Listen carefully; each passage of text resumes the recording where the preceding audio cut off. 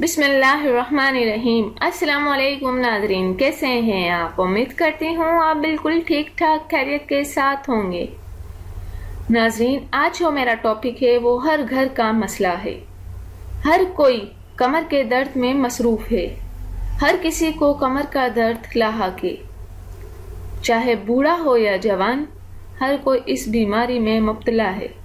तो आइए इस बीमारी की वजह जानते हैं कि ये बीमारी किस वजह से होती है।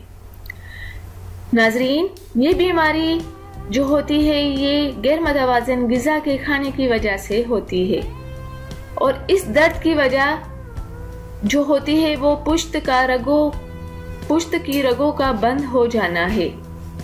तो फिर इसके लिए वही ग़िज़ा मुनासिब होगी जो दिल की शरीयानों के बंद हो जाने पर इस्तेमाल की जाती है, यानी कम चिकनाई और बगैर कोलेस्ट्रॉल वाली ग़िज़ा।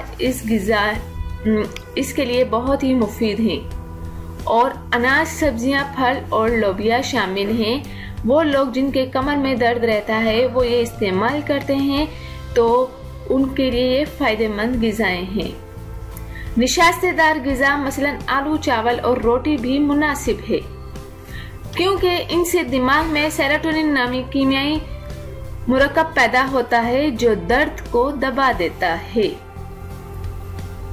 और नाजरीन, इस बात के शवाहिद भी मौजूद हैं कि हयातीन के खिलाफ मुदाफ़त को बढ़ा देता है और कमर के दर्द के लिए मौलिश के मशवरे से रोजाना 50 मिलीग्राम हयातीन बेसिक्स खाना मुनासिब है कमर के दर्द वालों के लिए।